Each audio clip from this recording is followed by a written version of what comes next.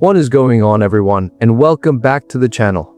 Now that the official Wuthering Waves version 3.5 special program livestream has finally been announced for June 26th, we now have a much clearer look at exactly what Kuro Games has been preparing for the upcoming update. Honestly, it looks like there is a lot more content coming than most of us originally expected. From the looks of things, we can confidently expect a brand new region, massive quality of life changes, breathtaking graphical upgrades, and the highly anticipated arrival of the completely new Electro Rover. So, in today's video, I am going to completely cover everything you need to know about the latest leaks, beta information, and community discussions so you are fully prepared for the Mengzhou era. Grab a snack, settle in, and let us get straight into the breakdown. Looking for a safe, fast way to top up? Check out Enjoy GM. All it takes is your UID for instant, zero-risk delivery. Beyond Wuthering Waves, Enjoy GM offers massive discounts on countless popular games. For example, you can grab the $100 6,480 plus 1,600 Lynae pack for just $81, saving you nearly $19. Plus, new users get an 8% discount coupon upon registration, with up to 20% off first-time Wuthering Waves purchases. Your final price displays in your local regional currency. Enjoy GM is fully PCI DSS certified and highly rated on Trustpilot. Click the link below to start saving today. First off, let us talk about the highly anticipated new region, Mengzhou, and specifically Xuanfang City. We recently got what appears to be an early concept image showing a possible look at the upcoming Xuanfang area, giving us another stunning glimpse at the region many players have been incredibly excited to explore. Mengzhou is heavily inspired by traditional Eastern aesthetics, and the environmental design we have seen so far is absolutely breathtaking. Alongside that gorgeous concept art, another major leak showcases a complex, winding cave route that reportedly connects Mengzhou Slope directly to Xuanfang City. This could potentially be one of the primary ways players physically enter the new region when it finally becomes available on the live servers.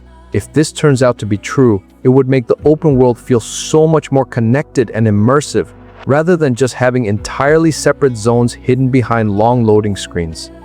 Expanding the map seamlessly like this is exactly what makes exploration in Wuthering Waves so incredibly enjoyable, and adding an underground cavern network leading directly into a massive, bustling major city sounds like a fantastic design choice that rewards players who love to naturally explore. Furthermore, Mengzhou is where we are finally going to get our hands on the highly anticipated new version 3.5 banner characters, including Xuanling, who is the 5-star altered form of Yang, and her younger sister Suisui. Knowing that we will be exploring this deeply lore-rich region alongside characters directly tied to its history just adds an entirely new layer of hype to the update. But perhaps the biggest gameplay shakeup arriving in this update is the brand new elemental awakening for our main character, the Electro Rover. Based on the latest leak kit details, Kuro Games has completely outdone themselves, designing a highly versatile sword wielder who features incredible mechanical depth and a beautiful combat homage to the player's entire journey across Solaris. The Electro Rover's basic attack chain, titled the Turrets, features a highly technical dedicated parry stance.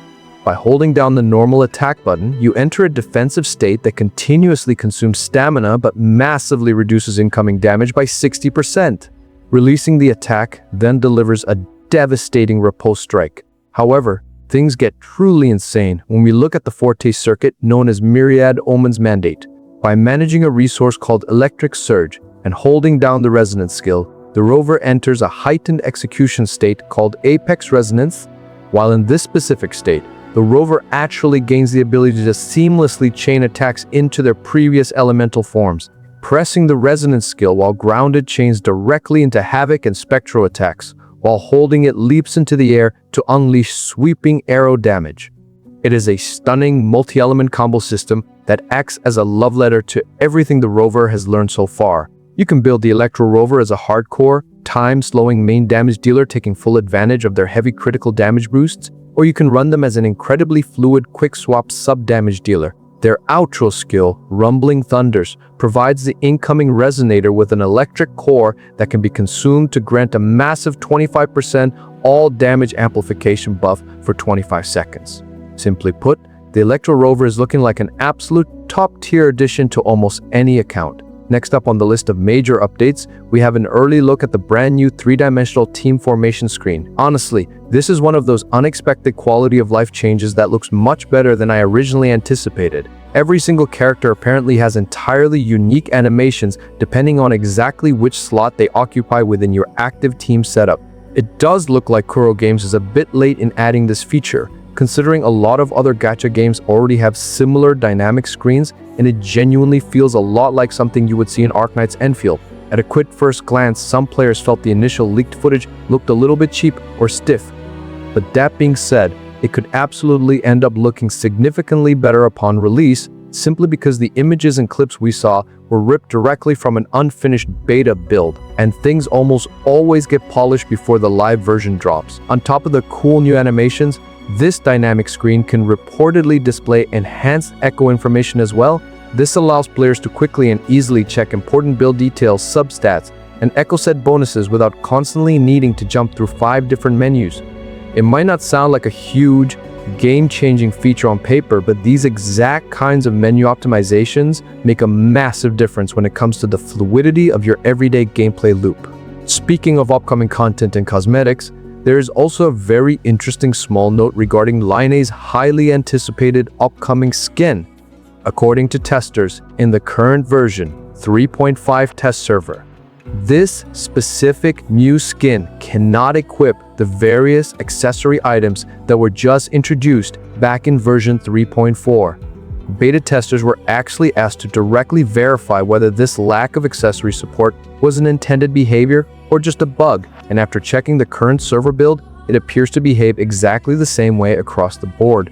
It seems like the developers might be restricting certain custom attachments on premium skins to prevent visual clipping or animation errors from ruining the outfit's aesthetic. Whether this gets changed or updated before the official global release remains to be seen, but it is definitely something to keep in mind if you were heavily planning on mixing and matching your existing accessories with Lynae's brand new outfit. Now, let us talk about one of the coolest and most atmospheric improvements coming in version 3.5. According to the latest beta footage, rainy weather in the overworld has received a noticeably massive visual upgrade. Raindrops are now physically interacting with the actual character models rather than simply existing as a generic visual effect falling around them. You can actually see the water splashing against armor and clothing as you run through storms. Again, it might sound like a relatively small graphical detail, but these subtle environmental interactions help make the world feel significantly more realistic, grounded, and immersive while you are out exploring the wilderness. It completely proves that Kuro Games actually cares about the micro details of their engine and is constantly looking for ways to push the boundaries of their open world presentation. That perfectly and naturally brings us into one of the absolute biggest community discussions right now across social media, which is the game's overall visual and engine improvements. The massive graphical leaps players are noticing in the version 3.5 beta appear to be the direct result of Kuro continuously backporting newer Unreal Engine technologies directly into Wuthering Waves. One prominent leaker even boldly claimed that some of the rendering technology being used heavily resembles features associated with Unreal Engine 5.8, which is particularly insane and interesting because that specific engine version is not even officially available to the general public yet. However, and this is extremely important to clarify for anyone panicking about PC requirements, the leaker specifically stated that this should absolutely not be interpreted as confirmation that Wuthering Waves is upgrading to Unreal Engine 5. They never actually confirmed that and explicitly told people not to treat it as a factual leak. Instead, it appears that Kuro Games is simply integrating much newer, highly optimized rendering and graphical technologies into their current existing framework. This completely explains the vastly improved lighting, the stunning new environmental effects, the realistic water reflections, the dynamic weather systems, and the overall visual quality bump that players have been pointing out over the last few beta patches. A full engine migration for a massive live service game would be a monumental and risky undertaking, so definitely do not expect anything like a full Unreal Engine 5 port anytime soon. What we are getting instead is the absolute maximum potential of their current engine squeezed out to sheer perfection. Finally, moving into the lore and story side of things, we also have a brand new emotional story scene involving Aemeath. In this leaked graduation dialogue, Aemeath warmly congratulates the rover on finally graduating from the Star Beacon Academy before opening up and talking about her personal plans to travel across the entirety of Solaris. She specifically mentions wanting to visit Renacita, explore the Twin Islands, and eventually make her way to the Black Shores, where she genuinely hopes to meet the shorekeeper and spend some more quality time with Camellia. The scene also solidifies her character arc by confirming that she fully intends to continue helping and saving people wherever she possibly can across her travels.